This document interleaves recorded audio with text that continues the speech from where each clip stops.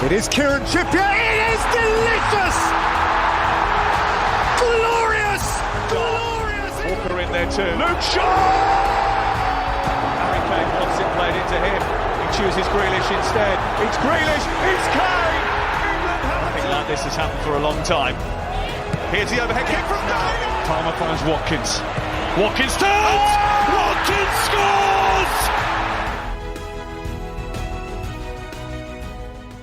Hello, and welcome to the Gate 102 podcast. I hope I find you well. Thank you for tuning in, always appreciated.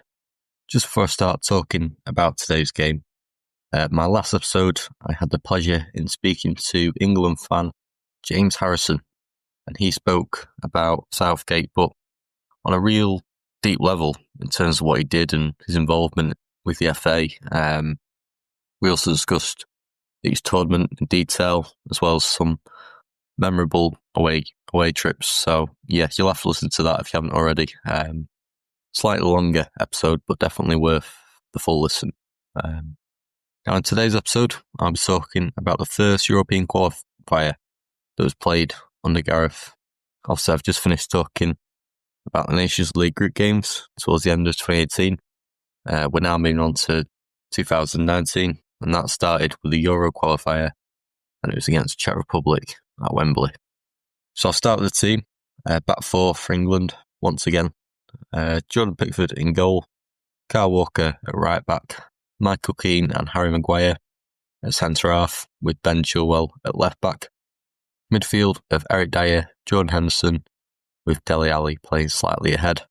It was then a front three of Jadon Sancho on the right, Raheem Sterling on the left, and Captain Kane leading the line as a striker.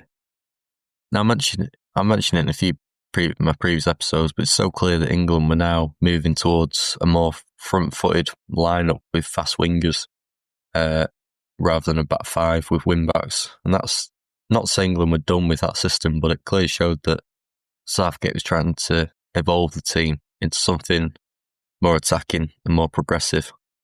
And I suppose that's because the pool of talent at his disposal was a lot better than it was a year ago, especially in those wide areas.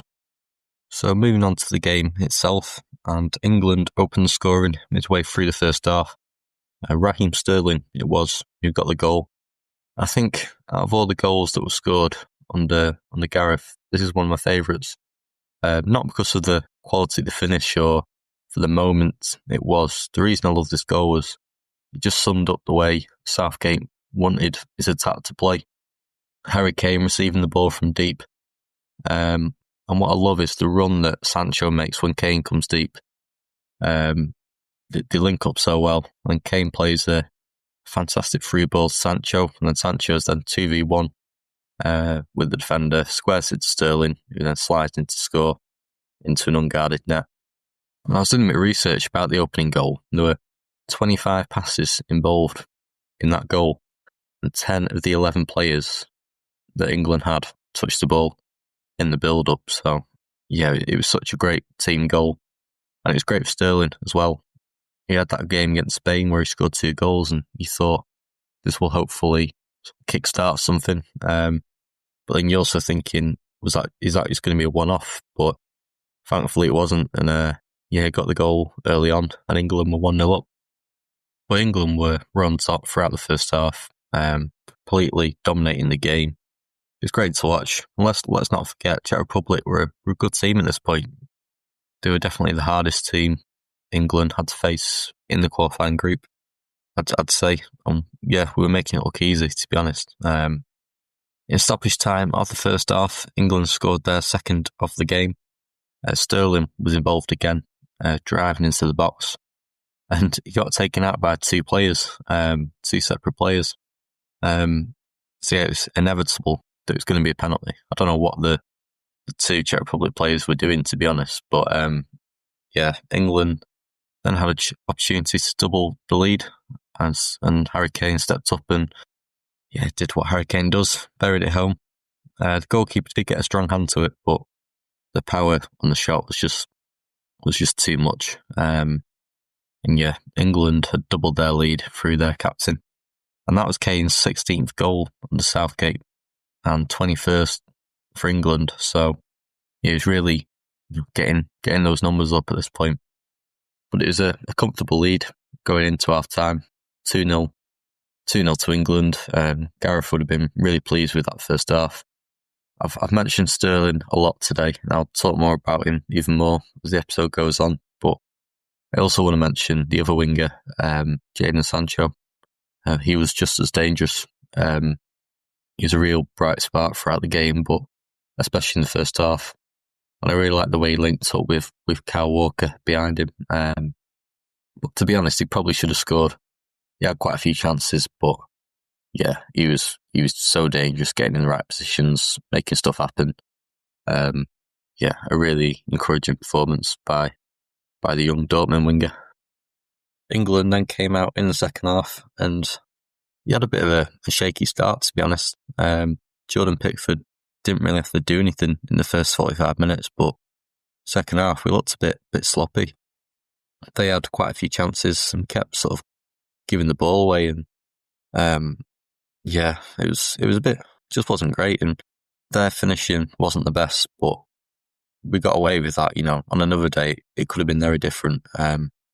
I was a little bit nervous because I've seen it before where England have been in front and then concede, and all of a sudden the pressure piles on us. But yeah, thankfully any nerves or doubt in my head were soon gone when Sterling got his second of the game just after the hour mark, making it 3-0 to England. A great strike this time on his left foot, and yeah, it just calmed my nerves knowing that Sterling had scored. 3-0 up now, more breathing room.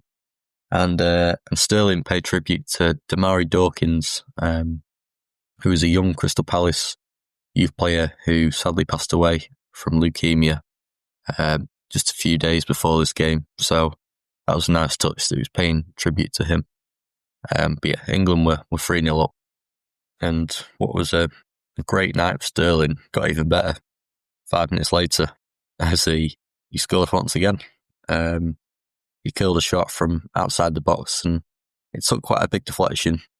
I say a big deflection, very big deflection, to be honest, but it wasn't enough to stop him claiming his hat-trick and getting the match ball after the game.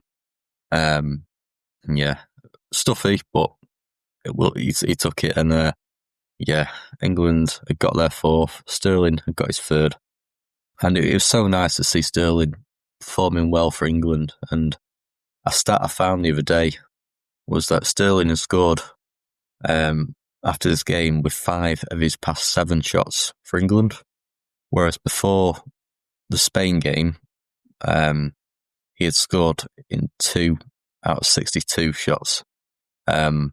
So yeah, the difference is just mental, and I don't know what changed for him really. I don't know if it was psychological or just, it was like someone hit an on button. All of a sudden Sterling started playing well and looking so confident. It's just great to see, because we all knew the player he could be, and you have to see him transfer that to his England form at this point was great, and it was the start of something special. And Sterling was then subbed off at 70 minutes, and he got such a great standing ovation from the whole of Wembley, all 4 sides, and deservedly got man of the match. Yeah, definitely his best performance in an England shirt up to this point. But replacing Sterling was Chelsea winger Callum Hudson-Odoi.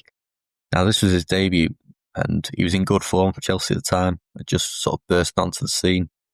And he came on, and he actually became the youngest player to make his debut for England in a competitive match at age 18 years and 135 days.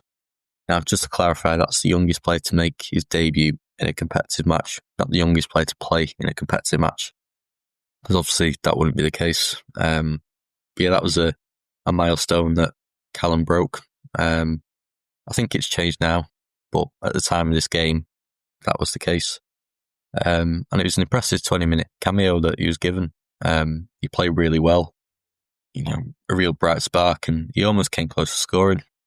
He had a shot that was well saved by the goalkeeper, and then the rebound hit the defender, went in the net, and England it got their fifth. So although Hudson-Odoi didn't score the fifth goal, he was the one who sort of made it happen, really. Yeah, he deserves the credit for it. And the Czech Republic right back must have had a torrid night, having to deal with Sterling for 70 minutes, and then Sterling goes off. He probably thinks nice one, and then you bring on Hudson-Odoi, who was just as good. Must have been horrendous to play against them both. But overall, it was a fantastic performance from England, and I think every player played well. There wasn't one player who you could say didn't have a good game. Yeah, just amazing. And it showed that Gareth did the right thing and switched into this back four system with wingers, as he now had the players at his disposal to do it. Whereas it could be said that in 2018 World Cup, that wasn't the case because he didn't have many wingers. He didn't have Sancho. He didn't have Hudson-Odoi. So I think by these two players coming on the scene, it gave England a new dynamic, shall we say. But yeah, such a great start to qualification for Euro 2020. A 5-0 win. Hat-trick for Sterling. Clean sheet as well. Hudson-Odoi getting his debut. But there was also another debut, and that was for Declan Rice. He came on for Dele Alli midway through the second half, and it was great to see another defensive midfielder come along, because that was a position England were light in at the time. So yeah, it was great to see Rice play, because obviously he did represent Republic of Ireland for a bit, but Southgate managed to change that just to. So with this being a competitive game, it meant that he confirmed his future with the Three Lions, and thank goodness he did, because, yeah, what a player he went on to be. But yeah, a great night all round. And their good start to qualification continued in their next game, which was a 5-1 win against Montenegro. And that's what I'll be deep diving into in my next episode, which will be out towards the end of next week. So thanks for listening. Always appreciated. And until next time, take care of yourselves. I'll see you soon.